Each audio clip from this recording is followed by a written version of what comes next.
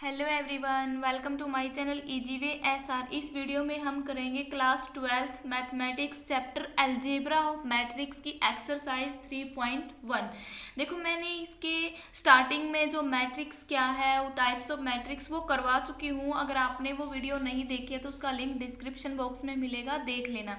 Lecture start करने से पहले मेरी आप सभी से रिक्वेस्ट है, अगर आप मेरे चैनल पे नए हैं तो मेरे चैनल को सब्सक्राइब जरूर करें।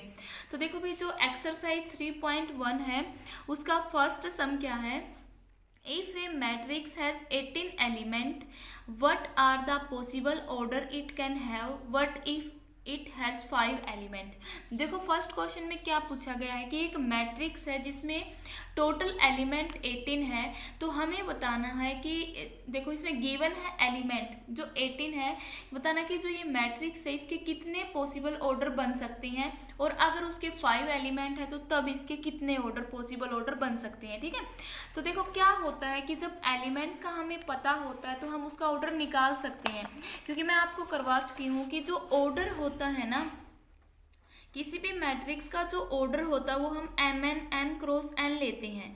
ठीक है, जिसमें ये m क्या होती है, रो होती है, और n क्या होती है, कॉलम्स होते हैं। ओके, ये होता है। तो देखो हम क्या करेंगे, फर्स्ट क्वेश्चन में एज्यूम करेंगे कि एक मैट्रिक्स A है, ठीक है, जिसमें एलिमेंट A I J है और ऑर्डर इसका क्या है, m n है। ठीक है, तो ये क्या है, ये एक मैट्रिक्स है, मैट्रिक्स ऑर्डर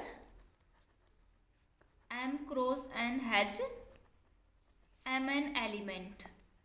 ठीक है, देखो इसमें इतने एलिमेंट है। m n एलिमेंट मैंने क्यों बोला है, क्योंकि हम ऑर्डर से ही तो किसी भी मैट्रिक्स के एलिमेंट को निकालते थे। अब देखो इसमें गिवन है, गिवन क्या है, फर्स्ट क्वेश्चन में एलिमेंट गिवन है, जो हमने अज्यूम माना है कि एक मैट्रिक्स ए है, उसकी एलिमेंट कितने दे रखे हैं, 18। ये 18 क्या है, ऑर्डर है इसका। ठीक है, जो क्या है, m क्रॉस n, क्योंकि m क्रॉस n में क्या है, mn एलिमेंट होते हैं। तो अब हम देखेंगे कि m और n की कितनी पॉसिबल वैल्यू बन सकती है कि हमारा क्या आ जाए, उनकी मल्टीप्लाई करने से 18 आ जाए। तो हम लिखेंगे possible value of matrix A order, कि जो मैट्रिक्स ए का ऑर्डर है उसकी कितनी पॉसिबल वैल्यू बन सकती है। फर्स्ट में क्या होगा, देखो m और n, m क्रॉस n होना चाहिए हमारा, और ये इक्वल आना चाहिए 18 के। ठीक है, क्योंकि ऑर्डर वही तो होता था भी, रो और कॉलम की मल्टीप्लाई, वो 18 के इक्वल आना चाहिए। तो फर्स्ट क्या होगा, 1 मल्टीप्लाई 18, क्योंकि ये भी 18 होगा फर्स्ट, तो पॉसिबल वैल्यू ये होगी। 2 मल्टीप्लाई 9, ये भी 18 होता है। 3 मल्टीप्लाई 6, ठीक है, और इसका अपोजिट करोगे, 18 मल्टीप्लाई 1, 9 मल्टीप्लाई 2, 6 मल्टीप्लाई 3। ठीक है, तो इसके पॉसिबल ऑर्डर कितने बने हैं, 1 2 3 4 5 6। ये इतने पॉसिबल ऑर्डर बन सकते हैं जो मैट्रिक्स ए हमने मानी है। क्यों, क्योंकि देखो यहाँ पे 1 मल्टीप्लाई 18 का मतलब क्या है, 1 रो हो और 18 उसमें कॉलम हो, एक वो मैट्रिक्स बनेगी। 2 रो है, 9 कॉलम है, एक ये मैट्रिक्स बनेगी। 3 रो है, 6 कॉलम है, एक ये मैट्रिक्स बनेगी। इसमें क्या है, इसका अपोजिट है, इसमें 18 रो है, 1 कॉलम है। इसमें क्या था, 1 रो थी, 18 कॉलम था। तो ये क्या है, पॉसिबल ऑर्डर बन सकते हैं इसके। क्यों, क्योंकि हमें पता भी, अगर क्या है ऑर्डर का हमें पता, मान लो एक मैट्रिक्स ऐसे दे रखी है 3 क्रॉस 2, ये उसका ऑर्डर दे रखा है, तो हम 3 क्रॉस 2 से उसके टोटल एलिमेंट निकाल सकते हैं। टोटल एलिमेंट होते ही क्या है, इन दोनों की मल्टीप्लाई। तो 3 क्रॉस 2 की मैट्रिक्स में टोटल एलिमेंट 6 होंगी। ठीक है, तो ऐसे ही इसमें क्या है, अभी इसमें एलिमेंट दे रखे थे, हमें m और n की वैल्यू निकालनी थी, इसका ऑर्डर निकालना था, तो ये पॉसिबल ऑर्डर होंगे इसके। ठीक है, तो आगे क्या पूछा गया इस क्वेश्चन में, इफ इट हैज 5 एलिमेंट, अगर इसी मैट्रिक्स में 5 एलिमेंट हो तो तब क्या होगा इसका ऑर्डर। देखो अब क्या है, m क्रॉस n 6 है, क्योंकि m क्रॉस n में 5 एलिमेंट है, तो इसके पॉसिबल ऑर्डर क्या होंगे, वही सेम करना है भाई, ऐसी वैल्यू लेनी है जो इनकी मल्टीप्लाई क्या है, 5 आ जाए m और n में। तो 1 क्रॉस 5, क्योंकि ये 5 होगा, और एक होगा 5 क्रॉस 1, तो इसके ये 2 पॉसिबल ऑर्डर होंगे। ठीक है, क्योंकि फर्स्ट में तो क्या होगा, 1 रो 5 कॉलम, एक मैट्रिक्स ये बनेगी, सेकंड है 5 रो 1 कॉलम। ठीक है, तो ये 2 पॉसिबल ऑर्डर बनेंगे जब क्या है, किसी भी मैट्रिक्स में 5 एलिमेंट गिवन हो। ठीक है, उम्मीद है कि आपको ये फर्स्ट क्वेश्चन समझ में आया होगा। देखो अब मैं यहाँ पे बताऊंगी आपको, जो क्वेश्चन सेकंड है, थर्ड है और फोर है, ये तीनों सेम है, ठीक है। क्वेश्चन सेकंड, थर्ड और फोर है, ये क्या है, सेम है। बट क्या है, जो फोर्थ और फिफ्थ क्वेश्चन है इसमें मॉडुलस दे रखा है, तो मैं क्या करवाऊंगी, फोर्थ फिफ्थ में से एक क्वेश्चन करवाऊंगी जो मैं फिफ्थ करवाऊंगी, सेकंड और थर्ड में से एक क्वेश्चन करवाऊंगी। क्यों? क्योंकि ये दोनों मिलते जुलते हैं, ठीक है। वही बस इसके डिवाइड में 2 है, यहाँ सीधा क्या दे रखा है, स्क्वायर दे रखा है। तो सेकंड थर्ड का एक क्वेश्चन करवाऊंगी, फोर्थ फिफ्थ का एक क्वेश्चन करवाऊंगी, 6 7 8 में से एक क्वेश्चन करवाऊंगी और लास्ट वाले में से एक करवाऊंगी, क्योंकि ये सेम सेम क्वेश्चन है, ठीक है। तो देखो भाई इसमें थर्ड क्वेश्चन क्या दे रखा है, जो एक्सरसाइज 3.1 का थर्ड क्वेश्चन क्या है, इसमें है भी क्या है, एक कंस्ट्रक्ट ए 2x2 मैट्रिक्स, ठीक है। इसमें क्या है, 2x2 मैट्रिक्स, इसका मतलब क्या है, इसमें 2 रो है और 2 कॉलम की एक मैट्रिक्स बनानी है, जो ये दे रखी A = A I J, I रो होती है, J कॉलम होता है, ठीक है। Whose element are given by, और उसके एलिमेंट हमें निकालने हैं इससे, जो ये दे रखा है, ठीक है। सबसे पहले तो हम वही लिखेंगे जो दे रखा है। क्या क्या दे रखा है, अभी थर्ड में एक मैट्रिक्स दे रखी है, मैट्रिक्स A जो है AIJ, कितने ऑर्डर की है ये मैट्रिक्स अभी 2x2 ऑर्डर की मैट्रिक्स है, ठीक है। और AIJ हमें निकालना है, जो इसमें दे रखा क्या है, वो I+2J का स्क्वायर डिवाइड बाय 2, ठीक है। इस फॉर्मूले से हमें एलिमेंट की वैल्यू निकालनी है, ठीक है। क्या दे रखा है, I+2J/2 और इसका टोटल का यहाँ से स्क्वायर, ठीक है। होल का नहीं है, ऊपर ऊपर वाले का स्क्वायर है, ठीक है। तो कैसे निकालेंगे हम इसमें से इसकी वैल्यू, देखो पहले तो मैं आपको बताऊं 2x2 ऑर्डर की जो मैट्रिक्स होती है वो क्या होती है। देखो वो होती है A11 A12 A21 A22, ठीक है। तो ये हमारी 2x2 की मैट्रिक्स है। क्यों है, क्योंकि इसमें 2 रो है और 2 कॉलम है। तो A11 A12 A21 A22 की हमें वैल्यू निकालनी है, वो निकालेंगे हम इस फार्मूले से। तो देखो A11 का मीनिंग क्या है, I की जगह पे भी 1 पुट करना है और J की जगह पे भी 1 पुट करना है। तो इसमें रखेंगे हम I की जगह पे 1 + 2 × J है, तो J की जगह पे 1 डिवाइड बाई 2 और ऊपर वाले का इसका स्क्वायर था, ठीक है। तो देखो यहाँ से क्या वैल्यू आएगी, 1 + 2 का होल स्क्वायर डिवाइड बाई 2 है। तो देखो यहाँ से क्या होगा, 2 + 1 3 का स्क्वायर 9/2। A11 की वैल्यू तो क्या आ गई भाई, यहाँ से 9/2 आ गई, ठीक है। अब निकालेंगे A12 की वैल्यू आप वही सेम इस फॉर्मूले में रखोगे, I की जगह पे 1, 2J है, J की जगह पे रखना है 2 और इसके होल का स्क्वायर डिवाइड बाय 2। तो करो यहाँ से क्या होगा, 1 + 2 × 2 क्या होता है, 4 डिवाइड बाय 2 ऊपर वाले का स्क्वायर है, ठीक है। तो देखो 4 + 1 कितना हो गया, 5, 5 का स्क्वायर क्या होगा, 25/2, ठीक है। तो A12 की वैल्यू क्या आई, यहाँ से 25/2 आई है। अब निकालेंगे हम A21, देखो ऊपर वाले की A11 की A12 की वैल्यू निकल गई।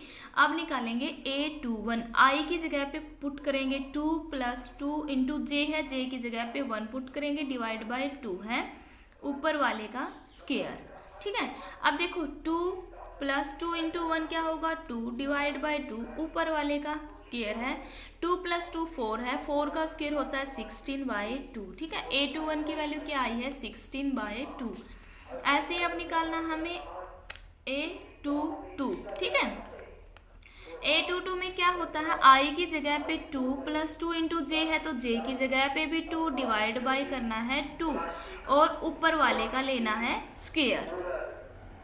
तो देखो यहाँ से क्या होगा, 2 + 2 × 2 क्या होता है, 4 डिवाइड बाय 2 पर वाले का है स्क्वायर। तो देखो 2 प्लस यहाँ से करो, 2 + 4 कितना हो गया, 6, 6 का स्क्वायर कितना होता है, 36 डिवाइड बाय 2, ठीक है। 6 का स्क्वायर 36 डिवाइड बाय 2, यहाँ से कट करेंगे तो कितना आ जाएगा, यहाँ पर कट करके देखो 2 × 1 = 2 और 2 × 8 = 16, तो कितनी आई है A22 की वैल्यू 18, ठीक है। अब निकालेंगे हम, देखो हमारी सारी वैल्यू निकल गई है। कौन कौन सी, यहाँ 16/2 है तो इसको भी आप कट कर सकते हो, 2 × 8 = 16। तो अब मैं आपको यहाँ पे वैल्यू दिखा दूँ क्या क्या निकली। हमारी A11 की वैल्यू आई है हमारी 9/2, A12 की वैल्यू कितनी निकली है 25/2, ठीक है, और A21 की वैल्यू आई है 8 और A22 की वैल्यू कितनी आई है 18, ठीक है। तो हमारी ये सारी वैल्यू निकल गई। तो अब हम जो मैट्रिक्स ए हमने मानी थी उसकी वैल्यू हम यहाँ पे पुट कर देंगे कि हमारी मैट्रिक्स क्या आई है। A11 की जगह पे क्या पुट करना है 9/2, A12 यहाँ होता है तो 25/2, 8 और क्या है 18, ठीक है। तो ये हमारी मैट्रिक्स बन गई है जो क्वेश्चन 3 है, ठीक है। तो देखो जो क्वेश्चन 2 है इसमें भी आप क्या करना है, ऐसे इसमें क्या है भाई 3x3 की मैट्रिक्स है। इसका मीनिंग क्या है, इसमें 3 ही रो होंगी और 3 ही इसमें कॉलम होंगे, ठीक है, ये आपको ध्यान रखना है। 3x3 की मैट्रिक्स है तो 3 रो होंगी और 3 ही कॉलम होंगे। जैसे यहाँ पे 2 थी तो यहाँ पे सेकंड क्वेश्चन में 3 लेने, जैसे A11, A12, A13, A22, A21, A22, A23 और एक आ जाएगा A31, A32, A33, ठीक है। तो सेम वैसे उन एलिमेंट की वैल्यू यहाँ से निकालनी है, ठीक है। तो ये दोनों सेम थे इसलिए मैंने 3rd क्वेश्चन करवाया। अब क्वेश्चन 4th और 5th दोनों सेम है, बस क्या है यहाँ पे वैल्यू चेंज है, तो ये तो आप कर सकते हो। जब मैं क्वेश्चन यहाँ पे क्या कौन सा करवाऊंगी 5th क्वेश्चन करवाऊंगी आपको, तो आपको ये क्या हो जाएगा समझ में आ जाएगा, ठीक है। ऊपर वाला भी आप आसानी से कर सकते हो। देखो इसमें क्या है मॉडुलस ले रखा है। मॉडुलस का मीनिंग क्या होता है, अगर मॉडुलस के अंदर कोई भी नेगेटिव वैल्यू होती है, जब हम उसका मॉडुलस हटाते हैं तो हमेशा वो पॉजिटिव बनती है। जैसे कि मैं यहाँ पे दिखा दूँ, ये एक मॉडुलस, ये साइन होता है मॉडुलस का। अगर इसमें -2 है तो हमें रिमूव करना है मॉडुलस, तो ये 2 पॉजिटिव आएगा हटाने के बाद, ठीक है। तो ये ध्यान रखना है। तो देखो क्वेश्चन 5th हम कैसे करेंगे इसका। क्वेश्चन 5th की पहले तो देखो क्या दे रखा है, कंस्ट्रक्ट 3x2 मैट्रिक्स। देखो इसमें है 3x2 मतलब क्या है 3 रो है और 2 इसमें कॉलम है, ये ध्यान रखना है, ठीक है। 3 रो है 2 कॉलम है। Matrix whose element are given by, और ये जो मैट्रिक्स होगी इसके एलिमेंट हम इस फार्मूले से निकालेंगे जो यहाँ पे दे रखा है। Aij is equal to 1/2 modulus I minus 3j modulus 1, ठीक है। तो देखो ये है हमारे पास क्वेश्चन जो 5th है। 3x2 की मैट्रिक्स बनानी है और जो वो मैट्रिक्स बनेगी उसके एलिमेंट इससे निकालने 1/2 मॉडुलस I माइनस 3j, ठीक है। 1/2 मॉडुलस I माइनस 3j, इससे क्या करने हैं उसके एलिमेंट हमें निकालने हैं। तो देखो कैसे निकालोगे। सबसे पहले तो क्या होगा, जो A मैट्रिक्स होगी उसके एलिमेंट हम ये लेते हैं, ठीक है। ऑर्डर जिसका क्या दे रखा है 3x2 दे रखा है। इसका मीनिंग क्या है 3x2 का 3 रो होंगे इस मैट्रिक्स में और 2 कॉलम होंगे, ठीक है। 2 इसमें कॉलम होंगे। तो इसकी मैट्रिक्स कैसे बनेगी, देखो 3 रो लेनी है, A11, A12, देखो कॉलम तो यही होंगे वर्टिकल में तो 2 तक ही जाएगी। A21, A22, A31, A32, ठीक है। ये मैट्रिक्स बनेगी। देखो इसमें क्या होगी 3 रो है, ये 1 2 3 और 2 कॉलम है। तो A11, A12, A21, A22, A31, A32 इनकी हमें वैल्यू निकालनी है और वो वैल्यू हम निकालेंगे Aij is equal to 1/2 modulus I minus 3j modulus, ठीक है। ये है तो करो A11 का मीनिंग क्या है, I की जगह पे भी 1 पुट करना है, J की जगह पे भी 1 पुट करना है। 1/2 मॉडुलस I की जगह पे 1 पुट किया, माइनस 3 I की जगह पे 1 पुट किया, तो क्या आएगा इसका मॉडुलस। देखो 1 माइनस 3 तो क्या होगा -2 डिवाइड बाई 2। और मैंने क्या बताया था, जब मॉडुलस को हम रिमूव करते हैं तो जो नेगेटिव वैल्यू होती है इस मॉडुलस के अंदर वो पॉजिटिव बन जाती है मॉडुलस रिमूव करने के बाद। तो 2/2 करेंगे तो कितना आएगा 1। तो A11 की वैल्यू क्या निकली है 1 निकली है, ओके। ऐसे ही करेंगे हम A12 में भी वही I की जगह पे 1 पुट करना है और 3 इंटू J है तो J की जगह पे 2 पुट करना है। तो क्या निकलेगा यहाँ से 3 इंटू 2 कितना होता है 6 में से 1 गया तो क्या आएगा -5 मॉडुलस में और क्या है 2। इसका मॉडुलस रिमूव करेंगे तो पॉजिटिव आएगा 5/2, ठीक है। तो A12 की वैल्यू क्या निकली है 5/2। अब करेंगे A21, I की जगह पे क्या पुट करना है 2 माइनस 3 इंटू J की जगह पे लेना है 1, ठीक है। मैं जो ये दे रखा है इसमें वैल्यू पुट करती जा रही हूँ I और J की, ठीक है। तो यहाँ से क्या आएगा इंटू 1 3, 3 में से 2 को माइनस करोगे तो -1 बचेगा। क्यों बचता है -1?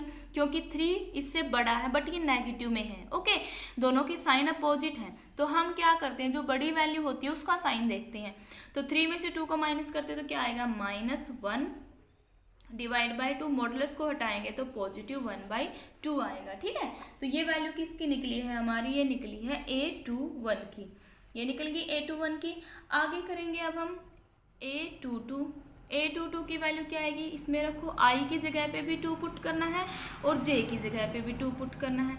2 - 6 में से 2 गया तो कितना बचेगा, -4/2, और मॉडुलस हटाएंगे तो आएगा 4/2, कट करेंगे तो कितना आ जाएगा 2। तो A22 की वैल्यू कितनी आ गई यहाँ से 2। अब निकालेंगे A31 की वैल्यू क्या आएगी, I की जगह पे 3 पुट करना है और J की जगह पे 1 पुट करना है और मॉडुलस लगाना है। ठीक है, तो देखो 3 - 2 यहाँ से हम करें, सॉरी यहाँ A31 है तो I की जगह पे 3 पुट करना है। ठीक है, क्योंकि I की वैल्यू 3 है, तो 3 में से 3 माइनस करेंगे तो 0 आएगा। 0 के बारे में कुछ भी हो तो वो 0 हो जाता है, तो A31 की वैल्यू कितनी आई है, 0। A32 की वैल्यू में क्या करना, I की जगह पे 3 पुट करना है, J की जगह पे 2 पुट करना है। निकालो यहाँ से वैल्यू, 3 × 2 क्या हो गया 6, 6 में से 3 माइनस करेंगे तो 3 बचेगा, बट वो नेगेटिव बचेगा क्योंकि यहाँ माइनस है, -3/2, मॉडुलस हटाएंगे तो प्लस का 3/2 आएगा। ठीक है, क्या क्या बनी है, क्या क्या वैल्यू निकली है इनकी।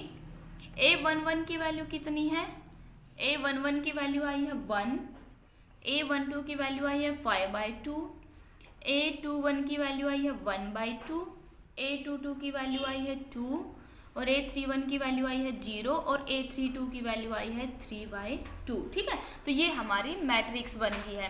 देखो A11 1 है, A12 5/2 है, A21 1/2 है, A22 2 है, A31 0 है और A32 क्या है 3/2 है। तो ये क्या है, मैट्रिक्स A हमारी बन चुकी है। ठीक है, ऐसे ही आप क्वेश्चन जो 4th है उसको कर सकते हो, मॉडुलस लगा रखा है, बस ध्यान रखना है मॉडुलस के अंदर जो नेगेटिव वैल्यू होती है मॉडुलस हटाते हैं तो वो पॉजिटिव बन जाती है। देखो जो क्वेश्चन 6 और 7th और 8th क्वेश्चन है वो सेम है, बस इसमें क्या करना है, x और y की वैल्यू निकालनी। जैसे 6 में तो वेरिएबल x y थे तो x y की वैल्यू निकालनी है, 7th में वेरिएबल 4 है x y z w। ठीक है, और 8th में अब आपको बताऊंगी जो आगे है नेक्स्ट पेज पे, तो इनमें क्या करना है, इसकी कोरस्पॉन्डिंग वैल्यू देखनी होती है। जैसे 2x के कोरस्पॉन्डिंग 4 है तो 2x = 4 रखेंगे तो x की वैल्यू कितनी आएगी, 2 आएगी। ऐसे ही सेम 7 में करना है भी, x के कोरस्पॉन्डिंग 3 है, 3x - y के कोरस्पॉन्डिंग 2 है, 2x + z के कोरस्पॉन्डिंग 4 लिखना है, 3y - w के कोरस्पॉन्डिंग z लिखना है, और तब जाके x y z w की वैल्यू निकलेगी। जो मैं आपको क्वेश्चन 8 करवाऊंगी, अगर आपको क्वेश्चन 8 समझ में आ जाता है तो आप जो 6th और 7th क्वेश्चन है उसको आराम से कर सकते हो, और 9 क्वेश्चन भी सेम है इसी जैसा। ठीक है, तो क्या है 6, 7, 8, 9 क्वेश्चन सेम है। मैं इनमें से आपको 8th क्वेश्चन करवाऊंगी तो आपको ये तीनों चारों क्वेश्चन समझ में आ जाएंगे, और जो 10 और 11 है इनमें से मैं 11th क्वेश्चन करवाऊंगी। है तो ये सेम ही 6 से लेके 11 तक, फिर भी मैं इनमें से 2 क्वेश्चन आपको करवा दूंगी। आप इनमें प्रैक्टिस करोगे तो इन सारे क्वेश्चन को सॉल्व कर सकते हो। ठीक है, तो देखो भाई क्या है 8th क्वेश्चन में, 8th क्वेश्चन में देखा find the value of x and y। जो मैट्रिक्स ये 2 इक्वल दे रखी है, कोरस्पॉन्डिंग मैट्रिक्स है, इसमें क्या है हर एलिमेंट एक दूसरे के कोरस्पॉन्डिंग है। ठीक है, तो क्या क्या मैट्रिक्स है, x + 10 जो A मैट्रिक्स, y² + 2y 0 - 4। ठीक है, = किसके दे रखा है, 3x + 4 3 0 y² - 5y। ठीक है, तो देखो ये एक मैट्रिक्स दे रखी है क्वेश्चन 8 में, इसमें क्या करना है, x और y की वैल्यू निकालनी है। ठीक है, ये हमें निकालना है इस क्वेश्चन में। तो क्या होता है, जब 2 मैट्रिक्स एक दूसरे के इक्वल होती है तो उसका हर एलिमेंट एक दूसरे के कोरस्पॉन्डिंग होता है। ठीक है, तो एलिमेंट भी इक्वल माने जाते हैं जब 2 मैट्रिक्स इक्वल है। तो ये दोनों मैट्रिक्स इक्वल है तो इसका x + 10 के कोरस्पॉन्डिंग क्या है, 3x + 4 है, y² + 2y के कोरस्पॉन्डिंग 3। तो हम इसमें ये लिखेंगे सारी। देखो x + 10 किसके कोरस्पॉन्डिंग है, 3x + 4 के, ये इक्वेशन फर्स्ट होगी। ओके, और y² + 2y किसके कोरस्पॉन्डिंग है, 3 के, जीरो के कोरस्पॉन्डिंग तो जीरो ही है, ठीक है, क्योंकि यहाँ देखो zero is equal to zero है। -4 होगा इसके, जो इस साइड वाले वो इसके कोरस्पॉन्डिंग होंगे, इस साइड वाले हैं वो यहाँ के कोरस्पॉन्डिंग होंगे, ठीक है। तो -4 किसके कोरस्पॉन्डिंग होगा, y² माइनस 5y, ठीक है। ये इक्वेशन सेकंड है, ये इक्वेशन थर्ड है, फोर्थ है, ये थर्ड है। देखो जो हमारी ये 4 इक्वेशन बनी है, इन 4 इक्वेशन से हम वैल्यू निकालेंगे x और y की। देखो जो इक्वेशन फर्स्ट है हम लिखेंगे from equation first. Equation first में क्या दे रखा है, क्योंकि यहाँ देखो x वेरिएबल, तो यहाँ से x की वैल्यू हमारी निकल सकती है। क्या इक्वेशन है, x + 10 is equal to 3x + 4, ये दे रखा है, ठीक है। तो यहाँ आपको क्या करना है, जो x वेरिएबल है x को x वालों को एक तरफ कर लो, जो कांस्टेंट टर्म है उनको एक तरफ कर लो, ठीक है। तो यहाँ 3x क्या है, बड़ा है, तो आप क्या करना, इस x को 3x की तरफ लेके जाओ और 4 को 10 की तरफ लेके आओ, ठीक है। तो क्या है, यहाँ 10 हमें उस तरफ नहीं लेके जाना, तो 10 को हम यहाँ रखेंगे, क्योंकि कांस्टेंट को हम एक साइड रख रहे हैं। 10 को यहाँ रखेंगे तो x को उस तरफ लेके जाएंगे, तो क्या होगा, 3x + 4 - x होगा, ठीक है। क्यों, क्योंकि x लेफ्ट हैंड साइड में प्लस का है, जब इसको हम राइट हैंड साइड में लेके जाएंगे तो ये माइनस का होगा। तो मैंने क्या बोला था भाई, x वाली टर्म को एक साइड रखना है, बट यहाँ 4 तो कांस्टेंट है। अब इस 4 को कहाँ लेके आना है, 10 की तरफ लेके आना है। पहले मैं आपको सेपरेट समझा रही हूँ कि कैसे कैसे हमने कौन कौन से वेरिएबल किस साइड लेके जाने हैं, ठीक है। आगे मैं जो एक और क्वेश्चन करवाऊंगी उसमें डायरेक्ट बताऊंगी, ऐसे नहीं बताऊंगी कि अब 4 को यहाँ लेके आना, मैं डायरेक्ट लिखूंगी। यहाँ अच्छे से समझा रही हूँ, समझ लेना। देखो यहाँ कांस्टेंट 10 है, तो 4 को 10 की तरफ लेके जाएंगे तो ये माइनस का होगा। क्यों होगा, क्योंकि 4 राइट हैंड साइड में प्लस का है। ओके, इनके साइन चेंज हो जाते हैं जब इनकी साइड चेंज होती है। तो यहाँ क्या बचेगा, 3x - x बचेगा, ठीक है। तो 10 में से 4 माइनस करोगे तो कितना बचेगा, 6। 3x में से 1 माइनस करोगे तो कितना बचेगा, 2x। तो यहाँ से x की वैल्यू क्या निकलेगी भाई, 3 निकलेगी। क्यों आई है x की वैल्यू 3, क्योंकि 2x की मल्टीप्लाई में था। जब हम इस 2 को 6 की तरफ लेके जाएंगे तो ये 6 के डिवाइड में आएगा, ठीक है। तो 6/2 करेंगे तो कितना आएगा, 3 आएगा। तो x की वैल्यू तो हमारी निकल गई, क्या आई है, 3। तो अब देखो जो इक्वेशन सेकंड और इक्वेशन फोर्थ थी, फ्रॉम इक्वेशन सेकंड और फोर्थ, जो कौन कौन सी इक्वेशन थी, y² + 2y is equal to है 3, और इक्वेशन फोर्थ क्या है, y² - 5y is equal to है -4, ठीक है। तो यहाँ पे क्या है, ये इक्वेशन सेकंड है, ये इक्वेशन फोर्थ है। अगर हम इन दोनों इक्वेशन को सोल्व कर लें तो हमारी y की वैल्यू आ जाएगी, क्योंकि देखो यहाँ भी y² है, यहाँ भी y² है, यहाँ भी y है, यहाँ भी y है। तो अगर मैं इन दोनों इक्वेशन को माइनस कर दूं, क्योंकि अगर माइनस करेंगे तो y² से y² कैंसिल हो जाएगा। देखो जो माइनस करने में क्या होता है, साइन चेंज हो जाते हैं। जब दो इक्वेशन को हम एक दूसरे में से माइनस करते हैं तो उनके साइन चेंज हो जाते हैं, प्लस वाले माइनस हो जाते हैं, माइनस वाले प्लस हो जाते हैं, ठीक है। अब देखो यहाँ पे y² क्या है, पॉजिटिव है तो ये माइनस का होगा, यहाँ माइनस है तो ये प्लस होगा, ये माइनस है तो ये प्लस होगा, जब हम इनको सब्सट्रैक्ट कर रहे हैं। From equation second and fourth से हमने ये इक्वेशन लिखी है, और क्या किया है, हमें सब्सट्रैक्ट किया है, सब्सट्रैक्ट 4 इक्वेशन फ्रॉम सेकंड, ठीक है भाई। सेकंड में से इस फोर्थ को माइनस किया है। देखो y² से y² कैंसिल हो गया, क्योंकि एक पॉजिटिव है एक माइनस है, दोनों प्लस किए तो क्या होगा, 2y + 5y कितना आएगा भाई, 7y। अब यहाँ पे देखो 3 और 4 कितने बन गए, 7, तो यहाँ पे क्या आया, 7। तो y की वैल्यू यहाँ से क्या निकलेगी, 7/7, ठीक है। क्यों, क्योंकि y यहाँ मल्टीप्लाई में है तो 7 की तरफ लेके आएंगे तो डिवाइड में आएगा, तो वैल्यू क्या आएगी, 1 आएगी y की, ठीक है। अब देखो हमारी क्या आई है, x इज इक्वल टू आया है 3 के और y इज इक्वल टू आया है 1 के, तो ये दोनों वैल्यू हमने निकाल ली है, ठीक है। ऐसे ही आप क्या कर सकते हो, जो 9 क्वेश्चन है, 6 और 7th और 10th क्वेश्चन, उसमें ऐसे ही सेम करना है, बस कोरस्पॉन्डिंग वैल्यू पुट करनी है एक दूसरे की, ठीक है। 11 क्वेश्चन में दे रखा है, देखो इफ एक ये मैट्रिक्स दे रखी है, एक ये मैट्रिक्स दे रखी है, इनमें वेरिएबल है, एक x वेरिएबल है, z वेरिएबल है, y वेरिएबल है, a है, b है और c है। इनकी सभी की हमें वैल्यू निकालनी है इन दोनों मैट्रिक्स से। देखो वेरिएबल कितने हैं, 1 2 3 4 5 वेरिएबल है, a b c x y, ठीक है। और इनकी क्या करनी है, हमें वैल्यू निकालनी है। तो आप कैसे निकालोगे इनकी वैल्यू, देखो पहले मैं क्या कर लूँ, ये मैट्रिक्स लिख लूँ, क्या क्या दे रखी है मैट्रिक्स, ठीक है। तो देखो भाई यहाँ से मैट्रिक्स है x +3 Z+4 2i-7 4x +6 a-1 0 b-3 3b Z+2c। एक तो मैट्रिक्स ये मैट्रिक्स कितने ऑर्डर की है, 3x3 की, और ये किसके इक्वल दे रखी है, 0 6 3y-2 2x -3 2c +2 2b +4 -21 0। ठीक है, ये मैट्रिक्स दे रखी है। इसमें क्या करना है, वैल्यू क्या निकालनी है, वैल्यू निकालनी है भाई किस किस की, ए की, बी की, सी की और एक्स वाई। ठीक है, और क्या है, एक्स वाई और जेड की। ठीक है, ये हमें क्या करना है, इनकी वैल्यू निकालनी है इन इक्वेशन से। मैंने क्या बताया था, अगर दो मैट्रिक्स एक दूसरे के इक्वल है तो उनके एलिमेंट भी एक दूसरे के कोरस्पॉन्डिंग होंगे, कोरस्पॉन्डिंग एलिमेंट इक्वल होंगे।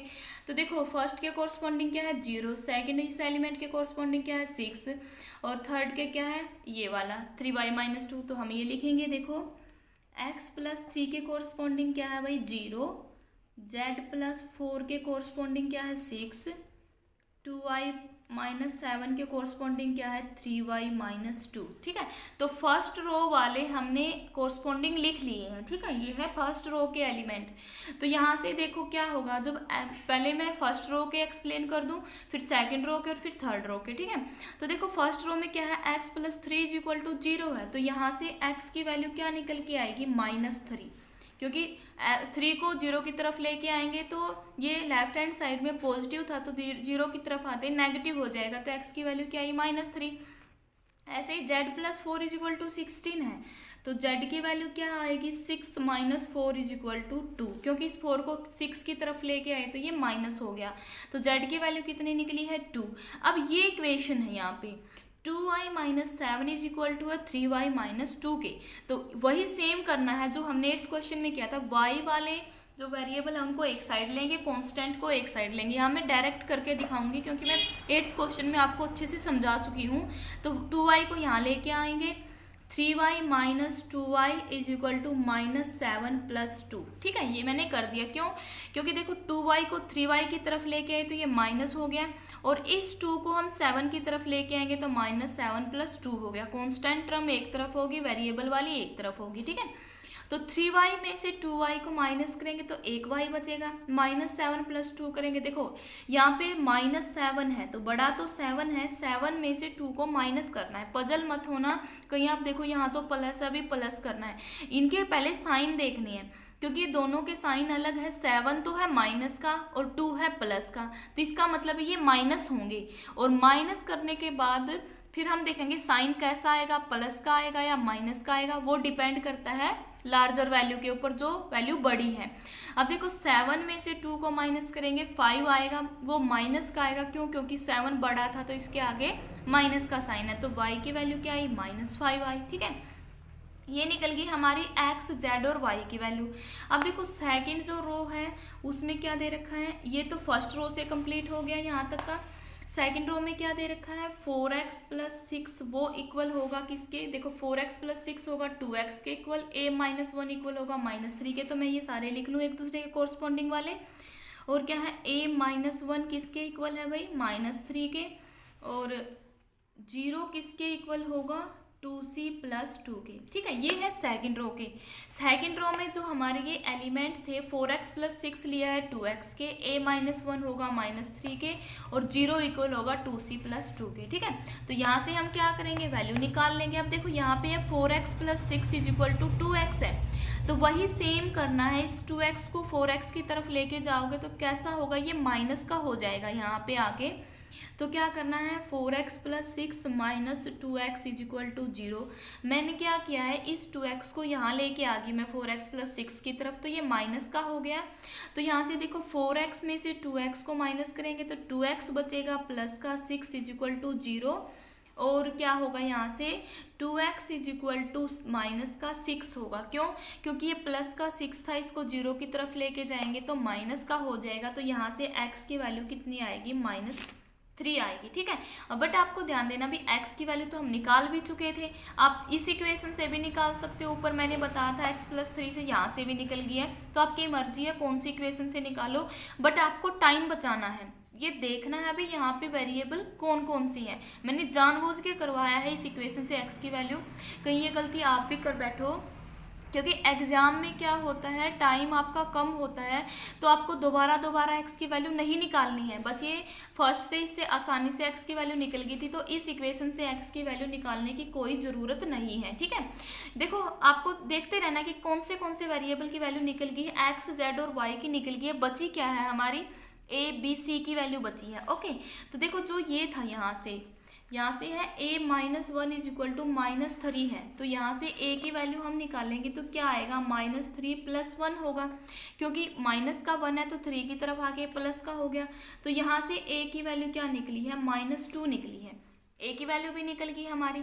तो ये जो थर्ड है यहाँ से c की वैल्यू निकलेगी, 2c + 2 है, क्या है, 2c + 2 इज इक्वल टू 0 है, तो यहाँ से क्या करना है आपको, c की वैल्यू निकालनी है, तो 2c इज इक्वल टू -2 होगा, क्योंकि 2 यहाँ प्लस का 0 की तरफ आके माइनस का होगा, तो यहाँ से जो c की वैल्यू आएगी वो क्या आएगी, -1 आएगी, क्योंकि 2 इसके मल्टीप्लाई में है c के, तो यहाँ डिवाइड होगा तो -1 होगा। ठीक है, तो अब वैल्यू किसकी बची है, हमारी b की वैल्यू बची है। ठीक है, तो उस b की वैल्यू को आप कहाँ से निकालोगे, देखो b-3 इज इक्वल टू है 2b + 4, 3b, अब मैं यहाँ पे लिखूँ थर्ड रो के कॉरस्पॉन्डिंग एलिमेंट 2b + 4, और एक क्या है 3b किसके इक्वल है भाई, -21 के, और z + 2c किसके इक्वल है, 0 के। ठीक है, तो अब यहाँ से देखो, आप यहाँ से ये देखना अभी किस में हम आसानी से b की वैल्यू निकाल सकते हैं, इसमें भी टाइम लगेगा क्योंकि इसको यहाँ लेके आएंगे, देखो डायरेक्ट यहाँ पे है जो ये इक्वेशन है, यहाँ से देखो 3b इज इक्वल टू -21 है, तो हम क्या करेंगे, इसमें हमारा टाइम भी बचेगा, तो b इज इक्वल टू क्या आएगा, -21 डिवाइड बाई 3, तो जब 21 को 3 से डिवाइड करते हैं तो क्या वैल्यू निकलेगी, यहाँ से हमारी वैल्यू निकलेगी 7, तो b की वैल्यू क्या आई है, -7 आई है। ठीक है, तो a, b, c और x, y, z की हमारी वैल्यू निकली है, वो मैं आपको बताऊंगी क्या क्या वैल्यू आई है। देखो a की वैल्यू क्या आई है, जो पूछा गया है, a की वैल्यू आई है हमारी -2, ओके, और b की वैल्यू क्या आई है, b की वैल्यू आई है -7, और c की वैल्यू क्या आई है, -1, x की वैल्यू क्या निकली है, -3, y की वैल्यू क्या निकली, -5, और z की वैल्यू क्या निकली है, 2। ठीक है, ये वैल्यू हमारी निकल गई है। तो ऐसे करना है आपको 3.1 के क्वेश्चन। अगर फिर भी आपको इन क्वेश्चन से रिलेटेड कोई भी प्रॉब्लम है तो आप कमेंट बॉक्स में अपनी प्रॉब्लम को पूछ सकते हो। उम्मीद है कि आपको ये वीडियो अच्छी लगी होगी, हेल्पफुल लगी होगी। अगर हेल्पफुल लगी है तो लाइक करें, अपने फ्रेंड को शेयर करें, बेल आइकन के बटन को ऑल पे प्रेस करें ताकि मैं और वीडियो बनाऊँ उसकी नोटिफिकेशन आपको मिलती रहे, और मेरे चैनल को सब्सक्राइब जरूर करें। Thanks for watching this video.